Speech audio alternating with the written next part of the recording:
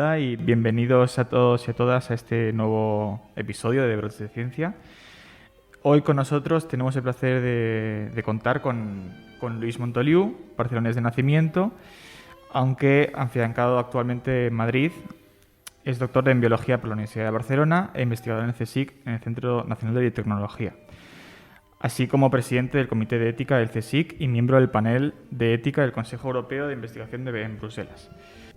Es miembro del Comité de Dirección del Centro de Investigación Biomédica en Red de Enfermedades Raras, dependiente del Instituto de Salud Carlos III, y director del Nodo Español del Archivo Europeo de Ratones Mutantes EMA Infrafrontier desde 2007. También ha sido profesor honorario en la Universidad Autónoma de Madrid durante 20 años y preside dos asociaciones científicas. Una es la Sociedad Europea de Investigación en Células Pigmentarias, la SPCR, y la Asociación para la Investigación Responsable e Innovación en Edición Genética, ARIGE. Luis, además, ha sido un pionero en España en cuanto a técnicas de CRISPR se refiere y ha recibido distintos premios que reconocen su impecable trayectoria científica. Luis también ha escrito más de 120 artículos científicos y es autor de varios libros divulgativos como ¿Qué sabemos del albinismo? Y Editando genes, recorta, pega y colorea. Es igualmente, por tanto, un gran divulgador. En 2019 recibió el premio de la Fundación Antama por su labor de divulgación científica en biotecnología y en 2020 ha sido finalista de un premio Boehringer Ingelheim al mejor divulgador en redes sociales.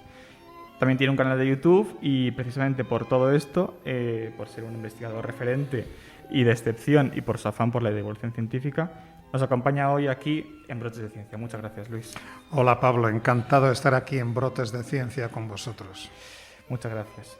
Bueno, pues ya os podréis imaginar un poco el tema de este episodio, que va a ser básicamente transgénica animal y técnicas de edición genética.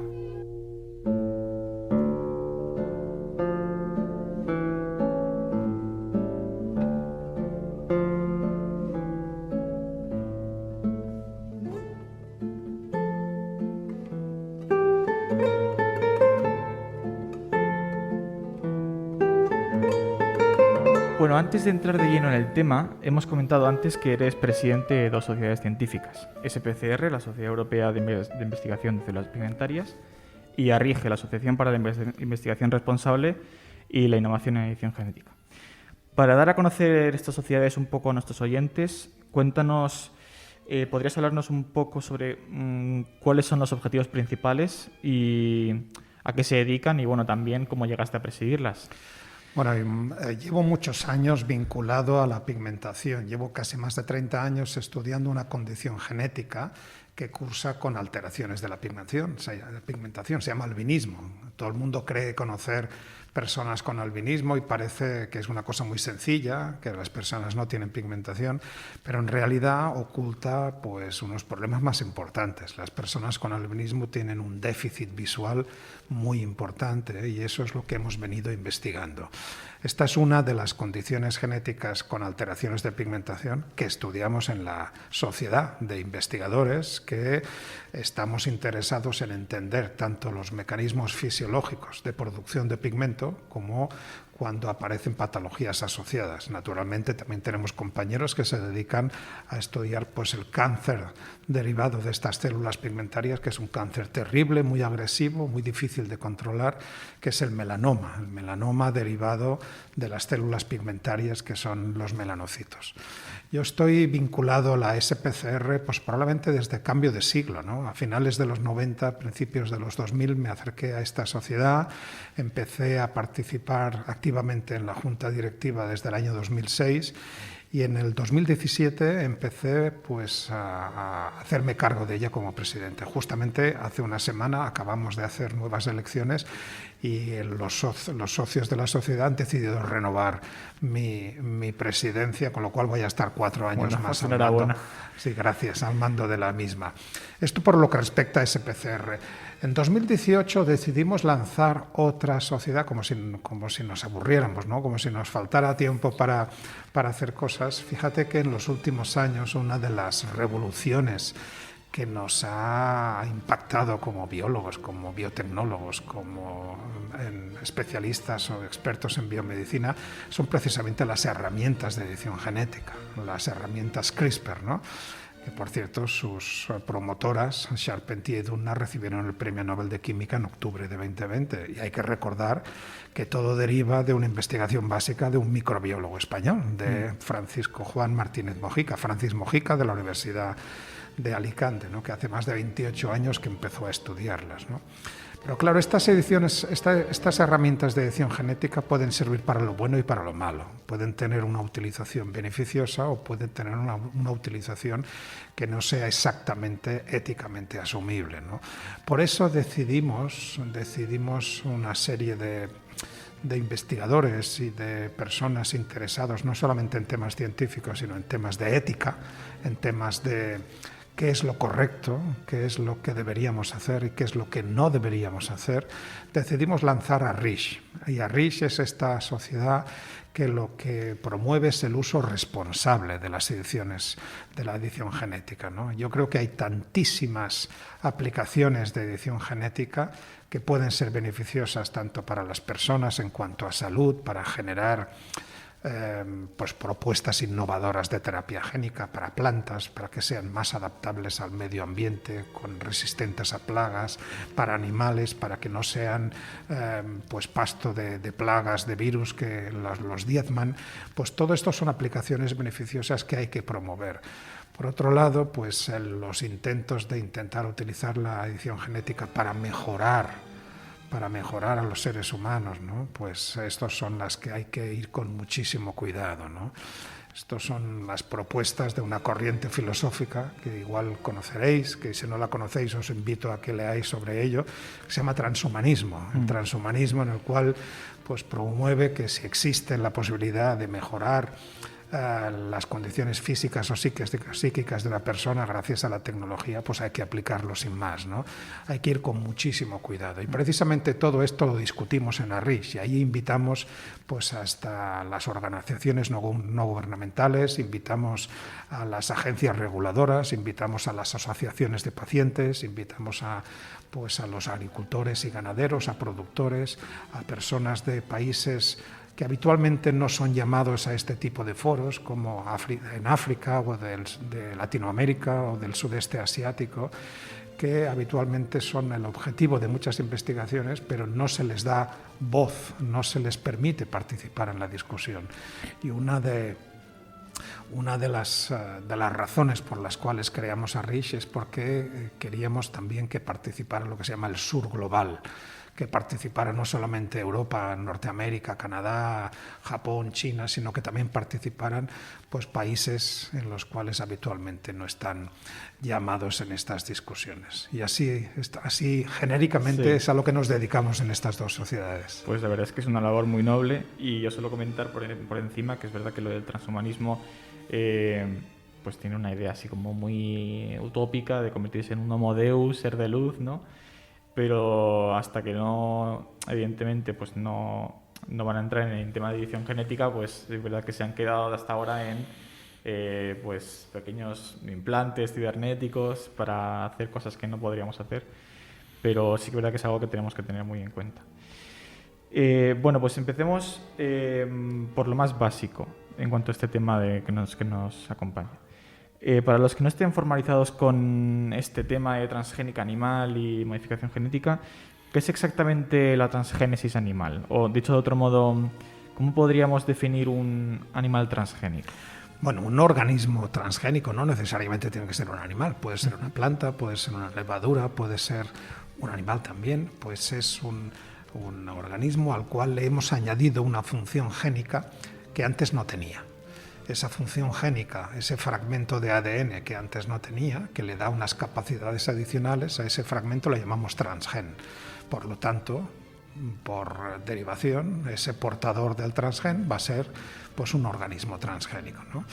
Entonces, los organismos transgénicos, de hecho, empezaron en animales. Empezaron en animales al principio de la década de los 80, en el siglo pasado, cuando se crearon los primeros ratones transgénicos. Y quizá unos 10, 15 años antes habían aparecido las modificaciones genéticas con la explosión de la ingeniería genética en bacterias. De hecho, casi que nos olvidamos que el primer organismo transgénico que se creó fue una bacteria E. coli, a la cual se le introdujo un gen de la insulina humana y empezó a producir pues insulina recombinante. Esa bacteria, que normalmente, evidentemente, no produciría insulina, pues de repente pasó a fabricar insulina, ¿no? Y esto fue un gran avance, pues sobre todo para todas las personas que necesitan el aporte constante de esta hormona, ¿no? Por ejemplo, las personas afectadas de diabetes, ¿no?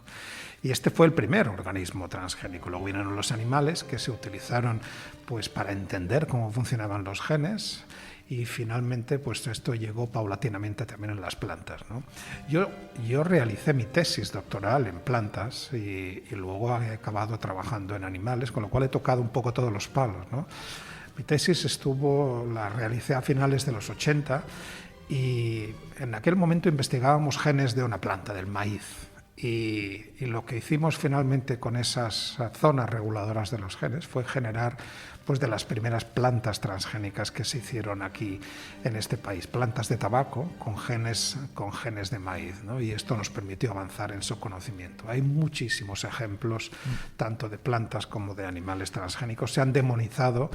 Yo creo que injustamente, absolutamente injustamente, llevamos más de 20 años utilizándolas, creciéndolas, comercializándolas, consumiéndolas, y no hay ningún reporte fidedigno de alteración de salud humana ni alteración del medio ambiente. Con lo cual, en definitiva, yo creo que este es un capítulo que deberíamos ir cerrando ya. Los organismos modificados genéticamente aportan solución a la biotecnología. De hecho, nos permiten avanzar mucho más rápidamente que los cruces de genética clásica, de genética tradicional. La transgénesis, por cierto, es algo que está en la naturaleza, no la hemos inventado nosotros. De hecho, en plantas se utilizan unas bacterias, una bacteria que se llama Agrobacterium, que es la que vehicula un fragmento de ADN. Agrobacterium existe en la naturaleza y provoca estos callos, estos tumores en la base de las plantas, ¿no? En los árboles, ¿no? Estas especies de estructuras que se forman así como tumorales en la base de los árboles son producto, y de hecho esos árboles son por lo tanto transgénicos. De hecho, transgénicos naturales. Si no me equivoco, se llama tumefaciens, ¿no? Agrobacterium tumefaciens. Agrobacterium tumefaciens, están como efectivamente, pensando en cambiar el nombre exactamente, que genera, ¿no? Entonces, a nivel de animales, me habías preguntado, tenemos un ejemplo paradigmático de una propuesta que empezó a finales de los 80 y que no se ha aprobado hasta fechas muy recientes, y me refiero al salmón transgénico AquAdvantage, ¿no? Por una empresa canadiense y norteamericana. Y esta empresa lo que hizo fue pues modificar un salmón atlántico para que su hormona de crecimiento no solamente apareciera en verano y en primavera, sino que también apareciera en otoño y en invierno, ¿no? Porque la pusieron bajo el control de unas zonas reguladoras de un gen de expresión cuando llega el frío. Y esto permite tener pues crecimiento del salmón durante todo el año.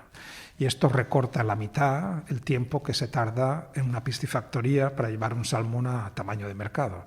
No es que los salmones acaben siendo más grandes, sino que llegan al tamaño final antes. Un salmón no transgénico necesita 36 meses para llegar a tamaño de comercialización, y un salmón AquAdvantage necesita 18 meses. Y esto evidentemente tiene un interés empresarial, que es lo que ha costado muchísimo, ¿no? Porque ha habido tremendas personas e instituciones, todas con una agenda y con intereses, que lo han bloqueado, ¿no?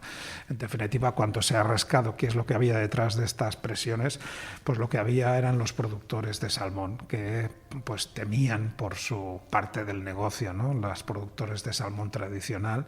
En definitiva, finalmente esto se ha aprobado y esto ya se puede comprar y se puede comercializar en Estados Unidos y en Canadá, pero no en el resto del mundo todavía. Desde luego, en animales hay muchos ejemplos. Creo que también había una res que le han suprimido como le modificaron un represor muscular, entonces pues o sea, es una especie de res que tiene muchísimo músculo, evidentemente. Bueno, eso no, te refieres a la raza o la variedad belga azul, la Belgian Blue.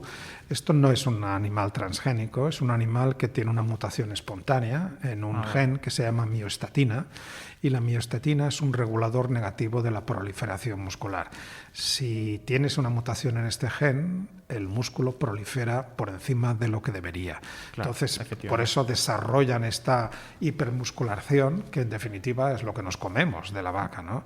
Entonces, pues son variedades muy apreciadas, a pesar de que hay que ir con mucho cuidado, porque el bienestar de estos animales pues también está comprometido. Sí, y como decías, también ha habido mucha crítica en cuanto a los cultivos transgénicos, y mismamente, como decías, en el maíz, pues ya solamente en esa especie pues hay muchísimos ejemplos de modificaciones. Creo que había una variedad que es el maíz BT. Esta es la única variedad transgénica autorizada en Europa para su cultivo. Esto es un eufemismo y es una hipocresía, y lo tenemos que asumir así en la Unión Europea. Tenemos una directiva del 2001, que es la 2001/18, que es la que regula la producción y la liberación de estos organismos modificados genéticamente, y esta debería permitir el cultivo de muchas otras especies y muchas otras variedades, ¿no? La realidad del día es que solamente tenemos una, que es el maíz BT. BT viene de Bacillus thuringiensis, y que es un maíz que tiene la toxina de esta bacteria, lo cual le permite resistir al ataque del taladro del maíz. El taladro del maíz es un insecto que pues lo ataca y se come pues tanto los tallos como los frutos como la mazorca, y evidentemente pues provoca pérdidas a la agricultura, ¿no? Un maíz BT es un maíz que resiste a esa plaga y es un maíz que incrementa la producción, ¿no? Todos los agricultores que han tenido ocasión de probarla pues están evidentemente muy contentos, porque evidentemente esto les permite garantizar la cosecha. Fíjate que en Europa prohibimos el cultivo de cualquier otra variedad. No es que lo prohibamos, sino que ponemos tantas trabas para que sea aprobado, que las empresas de biotecnología acaban emigrando y acaban yéndose a otros países. Pero luego, en realidad, compramos toneladas de productos modificados genéticamente, porque son los que se producen en otros países. Con lo cual, de alguna manera, estamos mirando hacia otro lado cuando compramos todos los organismos modificados genéticamente, pero ponemos el hincapié en que no los producimos en Europa, pero en cambio los consumimos. Y esto yo creo que todo el mundo tiene que saberlo. Esto. Sí, y mucha gente no tiene claro todos los beneficios que pueden traer estas pues por ejemplo, en algodón, en soja, en tomate, en trigo, en muchas, en alfalfa.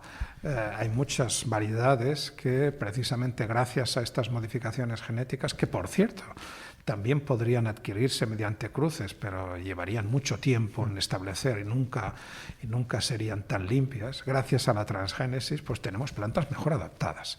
Tenemos plantas que luchan mejor contra las plagas. Tenemos plantas que garantizan la producción. Yo creo que hay que ser conscientes que la población mundial va en aumento, pues probablemente sobre el año 2050 seremos 10.000 millones de personas, y la alimentación de todos pues va a requerir de innovación biotecnológica. Con las producciones naturales, con las producciones habituales, no vamos a poder alimentar a todo el mundo. Desde luego. Pero todas estas variedades que se etiquetan como GMOs, normalmente, organismos modificados. OMGs en español, claro, GMOs en inglés. Exactamente. Pero ¿existe alguna diferencia entre organismo modificado genéticamente y organismo transgénico, o es lo mismo? Vamos a ver, la OMG es una manera de evitar el término transgénico. El término transgénico, que no debería asustarnos ni ponernos a la defensiva, es un término que se demonizó. Es un término que diferentes organizaciones ecologistas lo empezaron a utilizar despectivamente, con significado negativo, y entonces de alguna manera el transgénico acabó incluyéndose bajo esta denominación más neutra, que es organismo modificado genéticamente, OMG o GMO. Luego ha venido mucho más tarde, desde el año 2013, vinieron los organismos editados genéticamente, ¿no? Y ahí estos no son transgénicos. En general, un organismo editado es aquel que mediante estas herramientas CRISPR lo que hace es cambiar una letra o varias letras de un determinado gen. Y esto, fíjate que frente a la definición que te decía hace poco de lo que era un transgénico, que añadíamos un fragmento de ADN, aquí no estamos añadiendo nada, aquí estamos cambiando la razón de ser de un gen porque le estamos cambiando alguna de sus letras, ¿no? Y esto yo creo que científicamente todo el mundo entenderíamos que los organismos editados no son organismos transgénicos. Pero desgraciadamente el Tribunal de la Unión Europea, el Alto Tribunal de la Unión Europea, en julio de 2018, acordó en una sentencia discutidísima que los organismos editados eran similares a los organismos transgénicos y por lo tanto tenían que incluirse en la gestión de esa directiva de 2001/18. 2001. Las herramientas CRISPR empezaron a utilizarse en 2013. Les aplicamos una directiva que se publicó 12 años antes de que empezáramos a conocer esa tecnología. Yo creo que todo el mundo entiende que esta directiva tiene que revisarse y tiene que actualizarse, ¿no? No tiene mucho sentido que demonicemos ahora a los organismos editados y nos vuelva a pasar como antes. Y además, fíjate una cosa que creo que es importante que tus oyentes pues lo conozcan, ¿no? Las tecnologías transgénicas surgieron en Europa, surgieron en Bélgica en los años 80, pero Europa nunca pudo beneficiarse de ellas porque se las demonizó.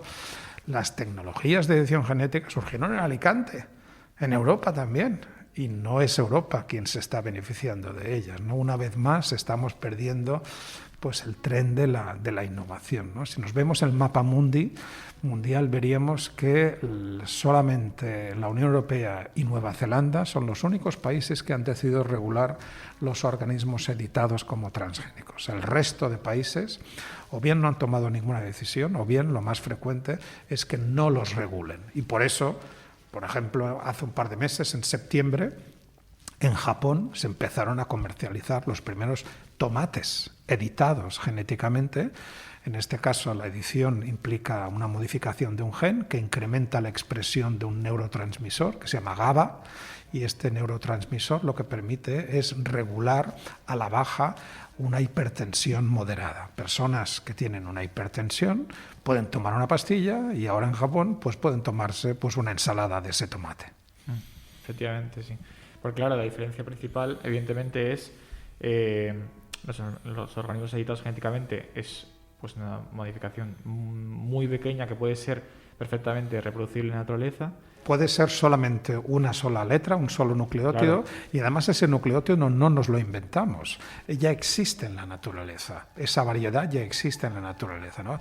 Imagínate que tienes un tomate pequeño y dulce y un tomate grande pero que no es dulce, ¿no? Lo que tú quisieras tener es un tomate grande y dulce, las dos cosas, ¿no? Si tú empiezas a cruzar estas dos variedades, pues te llevará la misma vida llegar a tener estas dos caracteres en una misma planta, ¿no? Sabes que empezarán a segregar los genes y esto lo sabemos por genética clásica, que no es fácil. En cambio, si tú sabes cuál es el motivo por el cual el tomate ese pequeñito es dulce, probablemente está en un gen, probablemente tiene una variedad ese gen, tiene un cambio en una letra. Si somos capaces de poner ese cambio en el tomate que es grande, directamente en una sola generación, en una sola tacada, tenemos un tomate que sigue teniendo el tamaño que tenía el anterior, pero que ahora además es dulce, ¿no? Esto es lo que nos permite la edición genética. Esto es una bendición y es una gran ayuda y una innovación biotecnológica para todos los cultivos.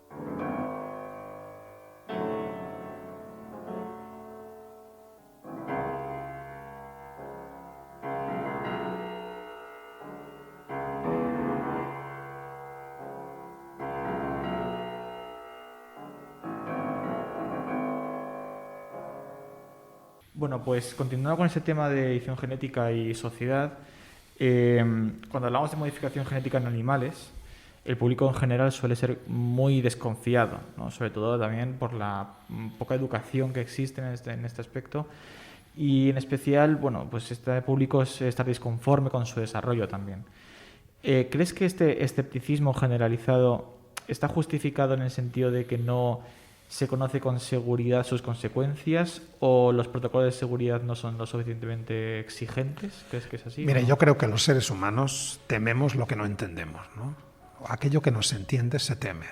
Entonces, una manera de combatir esos temores, que muchas veces son infundados, o esas supuestas problemas asociados a la nueva tecnología, es mediante lo que estamos haciendo ahora.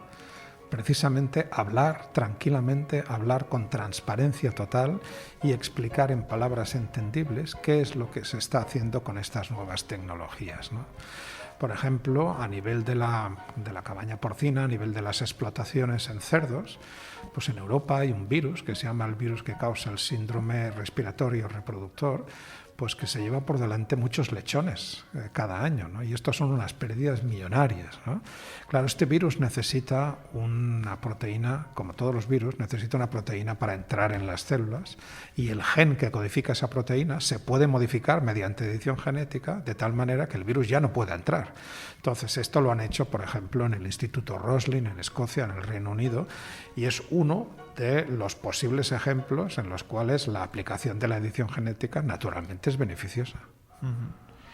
Bueno, me parece que en el INIA también estaban trabajando con peste porcina. Bueno, absolutamente, hay muchas variantes, ¿no? Por ejemplo, en peste porcina esto es curioso porque el cerdo común, el cerdo de granja, pues evidentemente es sujeto del virus que causa la peste porcina africana, ¿no? Pero, por ejemplo, el cerdo salvaje, el facócero, el Pumba de la película del Rey León, ¿no? Pues este es resistente, resiliente a este virus, ¿no? Entonces, ¿por qué es resistente este y el cerdo común, ¿no? Pues porque tiene una variante en un gen que se llama RELA, y este variante pues es la que los investigadores pues también del Instituto Roslin pues presuponen que esto es lo que les hace resistentes. Lo que han hecho ha sido trasladar al cerdo común esa variante que existe en el cerdo salvaje, en el facócero, ¿no? Entonces, finalmente, pues estos cerdos se está investigando pues si pueden ser más resistentes y ya no pueden ser infectables por el virus de la peste porcina africana. Creo que esto es un nuevo ejemplo de cómo combinar investigación básica con las herramientas nuevas de edición genética. Sí, justo. Es una forma de encontrar soluciones a problemas reales con esas herramientas que, como tú dices, pues a veces se las demonizan injustamente, ¿no? Bueno, también comentamos al principio, en la introducción a tu carrera, que eres el presidente del Comité de Ética del CSIC. Y evidentemente, previo al desarrollo de cualquier tecnología transgénica o a su aplicación, pues existen unas amplias consideraciones éticas o bioéticas al respecto, ¿no? ¿Crees que actualmente le damos la suficiente importancia a estas consideraciones o, por el contrario, el desarrollo de estas tecnologías y herramientas transgénicas avanza más rápido de lo que somos capaces de evaluar sus implicaciones éticas? Las implicaciones éticas de cualquier proyecto las tenemos que tener clarísimas porque no solamente en España, sino especialmente en Europa nos las van a pedir. No hay proyecto de investigación, por muy excelente, por muy interesante científicamente que sea, que se pueda aprobar y se pueda empezar a ejecutar si no está validado, si no está refrendado por su correspondiente comité de ética. Y esto lo que tiene que trasladar a la sociedad es que los científicos y científicas, como cualquier otro grupo de la sociedad, tenemos un código de conducta, tenemos un código deontológico, un marco regulador que nos determina lo que podemos hacer, y fuera de ese marco está lo que no podemos hacer ni debemos hacer. Además de los códigos de conducta están los códigos de buenas prácticas científicas, ¿no? Que cubren toda la actividad científica, desde el diseño a la ejecución, a la relación entre investigadores y hasta la eventual publicación, evaluación de los resultados, etc. Entonces, todo ello tiene que estar muy bien aquilatado, muy bien aposentado en cualquier proyecto, ¿no? Y por eso no todos los proyectos que se plantean finalmente son autorizados, porque uno puede plantear un proyecto determinado cuyos riesgos superen a los beneficios que se les presuponen. Cuando los riesgos o los problemas superan a los beneficios, evidentemente ese proyecto no se puede autorizar. Tenemos que cumplir los principios de la bioética, que son muy fáciles, son 4: no hacer el mal, no maleficencia; hacer el bien, beneficencia, esto lo traducimos por seguridad y eficacia; contar siempre con la voluntariedad, con el principio de autonomía de las personas, por eso hablamos de voluntarios en los ensayos clínicos de las vacunas, por ejemplo; y finalmente el último, que es el que difícilmente se cumple, que es el principio de justicia, ¿no? Que lo que hagamos tenga un beneficio no solamente para nuestra comunidad alrededor, sino para todo el mundo, ¿no? O sea, una terapia pueda tener su utilización no solamente en las grandes ciudades de los países del primer mundo, sino también en aquellos países que no tienen tanta fortuna al respecto, ¿no? Entonces es importantísimo, y creo que nuestra labor también desde los comités de ética es una labor educativa. Primero, ante la comunidad investigadora tenemos que trasladarles que no somos unos policías, no estamos ahí para bloquear la investigación, sino para ayudarles. Un proyecto que está refrendado por un comité de ética es un proyecto que ese investigador, esa investigadora puede ponerse ante un micrófono y puede explicarle a la sociedad lo que hace, porque esa aprobación por parte del Comité de Ética le garantiza que está cumpliendo toda la legislación y está cumpliendo todas las recomendaciones y se adhiere a todos los requisitos éticos que se le pide desde la sociedad. Por eso hay que verlo como una ayuda que les sirve a los investigadores para aparecer ante la sociedad, para decir lo que estamos haciendo nosotros es bueno, y no lo digo yo, sino que lo dice un comité que ha revisado mi propuesta investigadora. Bueno, aunque es verdad que son palabras muy tranquilizadoras y desde luego pues es bueno saber que todo está tan bien regulado. Quizás alguien un poco más escéptico podría decir, bueno, ¿y esa legislación y esos comités de ética se encuentran en constante revisión para no quedarse estancado en algún principio o algo así? Bueno, vamos a ver, esto está en constante evaluación, siempre la ciencia va por delante de la legislación, esto siempre es así, y además por muchos códigos que tenga, quien quiera contravenirlos lo puede hacer. Tenemos un código penal que castiga a los asesinos, pero no por ello dejan de existir los asesinatos. El problema que tenemos que tener y el que tenemos que resolver es que tenemos que anticipar las malas conductas. Y lo que tenemos que hacer es ponerle solución y tener un protocolo claro para gestionar esas malas conductas. Precisamente en edición genética, un investigador chino a finales del 2018 pues saltó la fama, una malévola fama, por haber cruzado muchas líneas rojas, haber editado embriones humanos, cosa que se puede hacer en España, pero haberlos implantado en el útero de mujeres, y esto dio lugar a 3 niñas chinas que nacieron con una serie de alteraciones genéticas más allá de las que quería introducir ese investigador. Y esto es una incertidumbre y esto es una diversidad que yo sé gestionar con mis modelos animales, pero yo no sé gestionar esa incertidumbre con seres humanos, con recién nacidos, ¿no?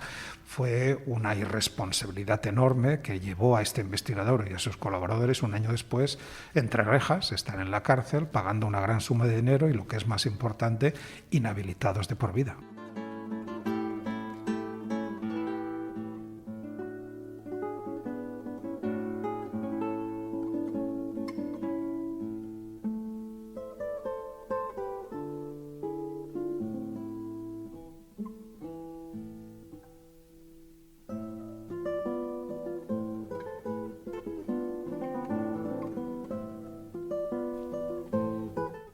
Bueno, todos estos avances en transgénica animal son, desde luego, gracias a las múltiples tecnologías que ya hemos comentado en alguna ocasión de edición genética y que hemos desarrollado en las últimas décadas. Porque, bien decías, esto no es algo muy antiguo, es relativamente reciente. Y bueno, una de las más conocidas y quizá la más revolucionaria, y ya salió varias veces, desarrollada en principio por Francis Mojica, es el sistema, o sea, son las tecnologías relacionadas con el sistema CRISPR-Cas9, ¿no? En términos generales, porque evidentemente este sistema es muy complejo, ¿podrías hablarnos un poco en qué consiste y por qué utilizan ustedes estas técnicas CRISPR para el estudio de enfermedades raras? Las herramientas de CRISPR las inventaron las bacterias. Las inventaron las bacterias hace literalmente miles de millones de años para defenderse de los virus que las acechan, que son los bacteriófagos, ¿no? Y este sistema, que tiene una base genética, fue el que inicialmente descubrió Francis Mojica. Otros investigadores acabaron de descubrir sus componentes y ahora, fuera de contexto, lo utilizamos como una herramienta de edición. ¿Qué es una herramienta de edición? Pues una herramienta que nos permite cambiar a voluntad pues prácticamente cualquier gen de cualquier organismo. organismo. De la misma manera que cuando estamos editando un texto con un procesador de textos, con un programa de procesamiento de textos, pues cuando vemos un error tipográfico o un error gramatical, vamos con nuestro ratón debajo de la palabra, cambiamos la letra equivocada o cambiamos la palabra entera o cambiamos una frase o la borramos o añadimos una frase. Y esto lo hacemos continuamente. Cuando estamos escribiendo texto, pues hay que pensar que ahora tenemos unas herramientas que nos facultan hacer lo mismo, pero directamente sobre el ADN. Y no solamente sobre el ADN, también sobre el ARN, porque hay muchísimas variantes CRISPR. De hecho, en los 8 años largos que llevamos utilizando estas herramientas han aparecido multitud de variantes, ¿no? Y cada una de estas variantes es a cual más interesante y a cual más aplicable en diversos ámbitos de la biología, de la biomedicina y de la biotecnología. De acuerdo, entonces estas tecnologías lo que aportan es una mayor libertad a la hora de generar modelos. Yo suelo decir que estas tecnologías democratizan la investigación genética. La modificación genética era complicada anteriormente, las técnicas anteriores eran relativamente sofisticadas. Esto hacía que unos pocos laboratorios podían permitirse el lujo de hacerlas. Además, eran técnicas muy caras. La tecnología CRISPR es no solamente mucho más versátil y más sencilla, sino que es mucho más barata.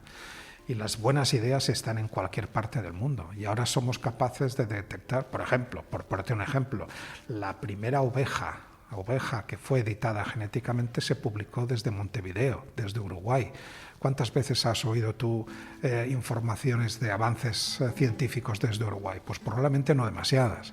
En cambio, pues pudieron aprovechar esta democratización, este acceso sencillo a estas tecnologías y aprovechar lo que tenían. Ellos son unos productores y exportadores de oveja y evidentemente fueron la primera especie que editaron genéticamente.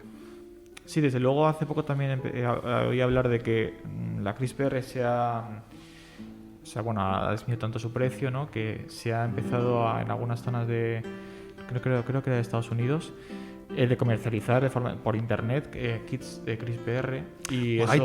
ahí tenemos que ir con mucho cuidado. Sí, te corto porque esto es muy importante y es muy serio. Antes hablábamos del transhumanismo radical, pues serían los biohackers, los biopiratas, ¿no? Hay personas que sin demasiada responsabilidad y siendo tremendamente peligroso, se dedican a comercializar estos kits, inicialmente pues para, por ejemplo, inactivar la proteína verde fluorescente en una bacteria para que la bacteria deje de ser fluorescente, ¿no? O al revés, para hacerla fluorescente, ¿no? Lo que pasa es que estas mismas herramientas sirven para cambiar nuestros genes, los genes de nuestro genoma, de seres humanos, ¿no? Y aquí lo que nos falta de parte de las autoridades es que se den cuenta del poder, tanto para lo bueno como para lo malo de estas herramientas, y pongan una regulación. Si tú desde tu casa llamas por teléfono a una central nuclear y le pides que te envíen isótopos radiactivos, no te los van a enviar, ¿a que no? Yo creo que todo el mundo lo entiende. ¿Por qué? Porque no tienes una instalación radioactiva en tu casa, ni tienes una licencia, ni nada. Y esto todo el mundo lo entiende. Pero en cambio, si tú desde tu casa entras en una página web de alguna de estas empresas que comercializan los reactivos CRISPR, pues seleccionas una nucleasa, seleccionas una guía de ARN, pones los números de tu tarjeta de crédito, pagas unos pocos centenares de dólares y en 3 días tienes esos reactivos en tu casa. Y aquí paz y después gloria, ¿no? Entonces yo creo que la gente tiene que ser consciente que el acceso a estas tecnologías tiene que ser regulado, como otras tecnologías, sencillamente porque hay unos valores éticos asociados, porque no todos los experimentos pueden hacerse. Claro, sí. Bueno, claro, efectivamente, para hacer uso de estas tecnologías, pues evidentemente hay que tener un equipo, un laboratorio, un conocimiento, una autorización, todo. Y hay que tener una propuesta de proyecto que explique para qué vamos a utilizar estas herramientas y un comité de ética que evalúe si lo que se propone está justificado y si los beneficios que se esperan obtener pues superan en mucho los posibles riesgos inherentes al proyecto. Sí, porque a diferencia de lo que muchos puedan pensar, pues esto evidentemente no es un juego y es algo muy serio, evidentemente. Bueno, usted también, como hemos dicho, pues es investigador en el CNV y quería preguntarle si ¿cuál cree que es el horizonte al que se enfrenta la biotecnología en el futuro? en cuanto a este? La biotecnología está viviendo probablemente una de sus épocas más fecundas y más gloriosas, ¿no? Son multitud de aplicaciones las que uno puede esperar en todos los ámbitos, ¿eh? Hay biotecnologías de todos los colores, ¿no? La de plantas, la de animales, la médica, la de los océanos. Azul, esa quiero hacer yo, todos. sí. Pues hay muchísimas biotecnologías y hay muchísimas cosas que resolver, ¿no? Por decir algo, pues por ejemplo, ¿qué es lo que nos pide la sociedad? La sociedad nos pide pues cada vez que utilicemos menos animales en la investigación, ¿no? Esto es una petición muy razonable de la sociedad. Tenemos que seguir utilizando animales si queremos avanzar en el desarrollo de terapias de enfermedades, pero también podemos progresar en el desarrollo, esto es pura biotecnología, de organoides, ¿no? De estructuras celulares que se parecen a los órganos, ¿no? Que no son exactamente un riñón, un hígado o un corazón, pero que nos pueden permitir, o incluso combinando biotecnología con ingeniería e imprimir en tridimensional, imprimir órganos, ¿no? Imprimir en lugar de tinta, imprimir células, de tal manera que las células van tomando una forma dentro de un armazón y se construye algo parecido a un órgano, que evidentemente estos órganos pueden ser utilizados para hacer experimentos en el laboratorio, y digamos que esto es una de las vías, ¿no? También hace un par de meses tuvimos noticia de los primeros ensayos ya directamente en humanos de órganos de animales que han sido modificados genéticamente para no ser rechazados por el cuerpo humano y que en un futuro próximo podrían utilizarse como órganos, digamos, de repuesto para aquellos que están en una lista de espera y que evidentemente no les llega el correspondiente órgano humano, ¿no? Estos órganos derivados de animales, que esto se llama xenotransplantación, pues podrían permitirles ganarles tiempo. Todavía quedan muchas cosas más para progresar. Y, por ejemplo, simplemente para hablar de la biotecnología microbiana, pues son muchísimos, los centenares de miles, quizás millones de especies de bacterias y de arqueas, procariotas en general, que tienen sistemas CRISPR que están ahí esperando que alguien los aísle, los identifique y los caracterice, ¿no? Porque los sistemas CRISPR que utilizamos derivan de muy pocas bacterias, ¿no? Y no sabemos si los que estamos usando son los mejores o quizá hay otros. Yo estoy seguro que hay muchísimos que están ahí listos para ser descubiertos, con lo cual, vuelvo al principio, estamos en una de las mejores épocas de la biotecnología y animo a todos los que nos estáis escuchando, si sois estudiantes de biotecnología, a que desarrolléis y probéis y exploréis todas estas ideas. Sí, desde luego, pues bueno, pues evidentemente deberíamos estar todos agradecidos por vivir en una época, bueno, que nos da todo y que atisba unos avances tan fascinantes, ¿no? Y pues evidentemente pues incluso yo creo que algunas personas que estudian biotecnología, pues aunque tengan una especie de idea o de cuál es el potencial de este área, les queda muchísimo por descubrir y hay que leer mucho. Sí, una de las recomendaciones que hago siempre a todos los estudiantes: hay que leer. Hay muchísima investigación hecha que está esperando que alguien la lea, la recoja el guante. Las investigaciones de Mojica, que publicó en 2005, las leyeron Charpentier y Doudna, y fueron las que acabaron, en base a la publicación de Mojica, acabaron desarrollando las herramientas de edición génica, por lo cual recibieron el premio Nobel. Pero sin esa lectura inicial no hubieran podido avanzar. Yeah. Y como decías también al principio, pues en cuanto a la biotecnología y su auge, su reciente auge, pues la Asociación Española de Bioempresas pues ha afirmado varias veces que se trata, pues efectivamente, de un sector en auge y los avances, y que se esperan muchos avances biotecnológicos, pues bueno, o por lo menos que ya todos los avances que ya se han desarrollado, que son desde luego de mucha utilidad, pues la PCR, que por ejemplo me hace mucha gracia que mucha gente no sabe muy bien qué es lo que es la PCR después de toda esta historia, pero bueno, también los anticuerpos monoclonales, técnicas de ADN recombinante, que son con las que tú trabajas, todas estas técnicas, la verdad es que juntas nos da una libertad increíble para encontrar todas estas nuevas áreas en las que investigar y explorar, y Pero fascinar fíjate, a la tú estás sociedad. mencionando la PCR. La PCR es una tecnología que imaginó Kary Mullis, que también Sí. recibió el premio Nobel por ello, pero es una tecnología que lleva más de 40 años con nosotros, ¿no? Y existen en estos momentos técnicas de diagnóstico que son comparables e incluso superiores a la PCR y que están también basadas en variantes de la edición genética. CRISPR, por su enorme versatilidad, también sirve para diagnosticar el coronavirus. No necesariamente lo tenemos que hacer solamente todo con la RT-PCR. Efectivamente, sí. Bueno, también por cierto, te quería comentar, porque hablabas sobre todo este grupo de personas que promueve que la investigación científica en el futuro haga menos uso de animales, de modelos animales y de ratones, que es con lo que tú trabajas, como ya hemos dicho. Y pues, como decía, pues con el tiempo parece que ya hemos llegado hasta el punto de que esta investigación con animales se ha vuelto bastante polémica, y estar en una posición contraria a su discriminación pues puede ser incluso políticamente incorrecto. Entonces, ¿tú qué dirías a aquellas personas que muestran esta actitud crítica contra el uso de ratones para la investigación científica y el estudio de enfermedades raras, como haces tú? Bueno, yo creo que tenemos que ser sensibles a lo que nos pide la sociedad. En definitiva, sobre todo los investigadores públicos nos debemos a ella. Hay una legislación que tenemos que cumplir que nos pide respetar el bienestar animal y usar el menor posible número de animales. Sin embargo, los animales siguen siendo necesarios, mientras lo sean, para el desarrollo de terapias y para el desarrollo de vacunas. Las agencias reguladoras no van a autorizar una vacuna, no van a autorizar un ensayo clínico si no hay un ensayo preclínico antes del hospital, realizado en diversos modelos animales. No hay terapia, no hay medicamento que llegue a la farmacia, que llegue a nuestros hospitales, que no haya sido validado en su seguridad y eficacia previamente en animales.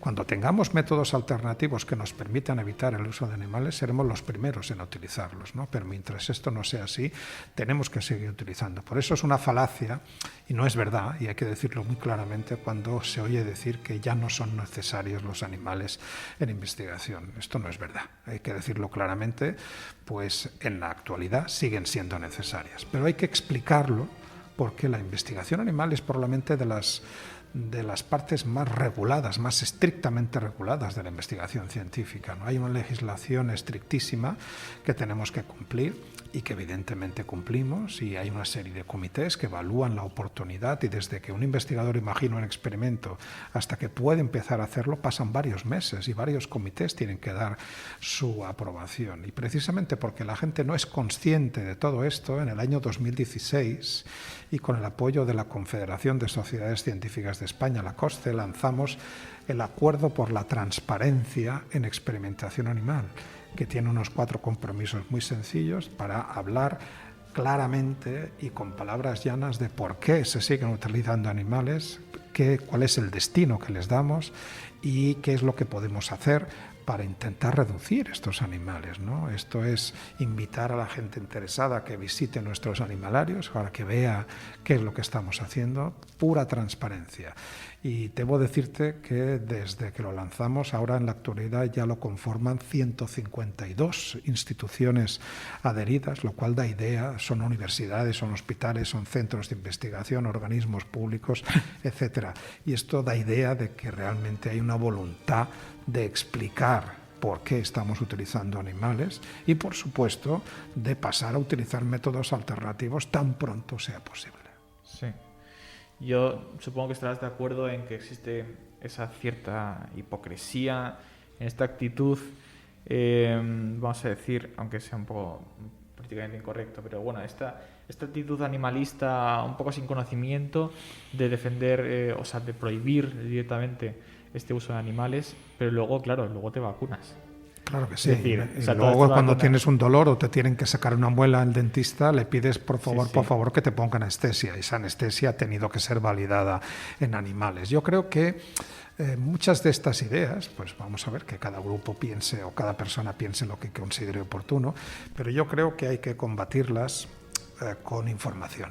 Hay que combatirlas con transparencia y con información. Creo que lo que le falta a la sociedad para ser libre, para tomar las decisiones. Yo no tengo por qué decirle a las personas qué es lo que tienen que decidir o qué es lo que piensan, pero sí que es mi deber como investigador contarle lo que sé y contarle la verdad de la utilización de los animales y por qué se están utilizando animales, ¿no? Y luego ya, con esta información en su poder, que cada persona tome su criterio y tome su posición. Pero ante todo, información. Por supuesto. Pero vamos, además de eso, yo creo que evidentemente la defensa de una idea debe estar acompañada por la defensa de sus consecuencias, ¿no? O sea, tú no puedes defender, como bien decíamos, tú no puedes defender prohibir los animales en investigación científica y luego defender, pero tenemos... Tú lo que pides es coherencia. Exactamente, sí, coherencia en la protesta final. O sea, ese tipo de protesta, pues evidentemente en temas polémicos puede haber una diversidad de opiniones, como debe haberla, pero es que, claro, no es...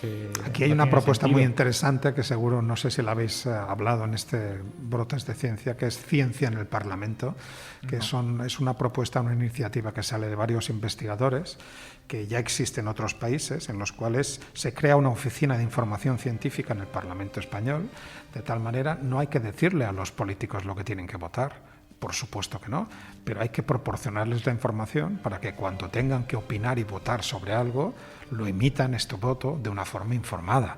Al menos, digamos, tengan la información científica rigurosa, la que está más actualizada, y esta es la labor de estas oficinas de información de ciencia en el Parlamento. Yo creo que es un gran avance, porque los políticos no tienen por qué saber de todos los temas, pero sí que son nuestros representantes, los hemos elegido. Nosotros, los científicos, no elegimos, no decidimos nada. Nosotros aportamos la información para que otros, que han sido elegidos para ello, tomen las decisiones, y cuando las tomen, que las tomen de la forma más informada y más rigurosa posible. Sí, desde luego es algo súper importante y que tenemos que tener en cuenta, porque la ignorancia en estos temas puede ser muy peligrosa, muy, muy peligrosa.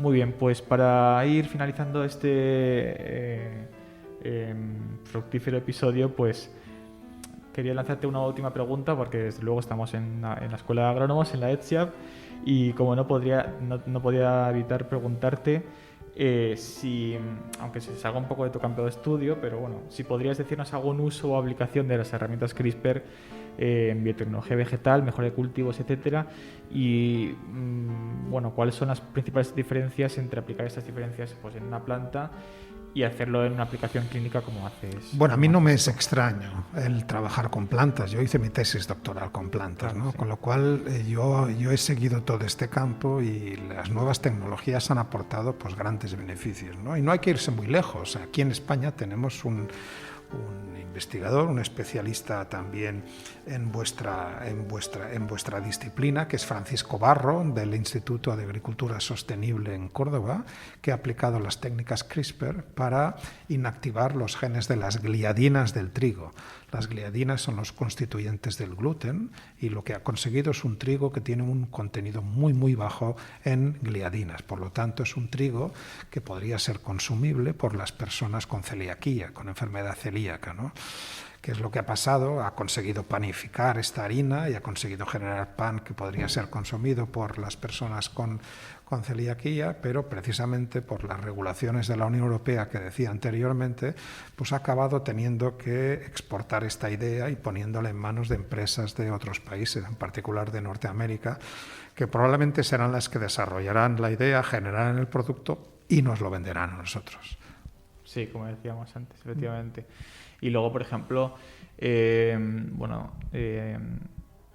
hace no mucho tampoco empezamos a oír hablar de un proyecto que hay en el CPGP, por cierto, que La verdad es que estamos muy expectantes por ello.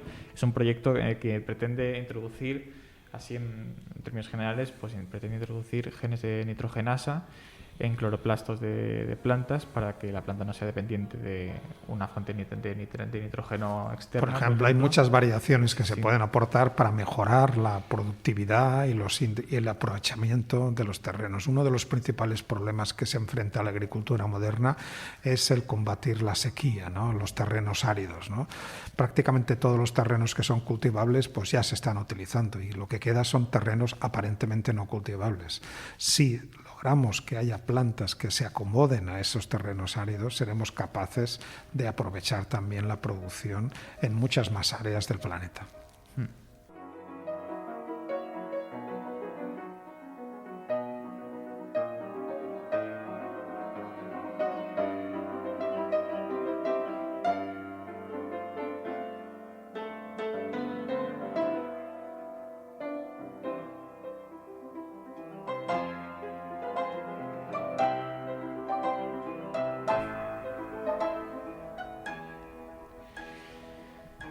Bueno, pues hasta aquí el episodio de hoy en Brotes de Ciencia. Muchas gracias, Luis, por acompañarnos y por dedicar tu tiempo a nosotros. Muchas gracias a ti, Pablo, y ha sido un placer estar con vosotros en Brotes de Ciencia. Os animo a seguir grabando estos episodios porque, en definitiva, también contribuís a informar a todos vuestros oyentes. Sí, desde luego, eso es nuestro objetivo principal, divulgar la investigación científica. Y bueno, muchas gracias a todos por escucharnos.